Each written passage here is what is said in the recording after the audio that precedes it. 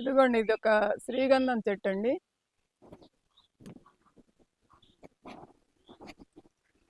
మొదలు బాగానే లావైంది. ఇది ఇంకా కొన్ని సంవత్సరాలు ఉండాలండి. దాన్ని గంధపు చెక్కను వాడుకోవాలంటే ఇంకా కొన్ని సంవత్సరాలు ఉండాలి. చక్కగా పెరిగింది, కానీ వుడ్ మనకు మంచి వాసన రావాలంటే బాగా ఇంకా ముదరాలండి.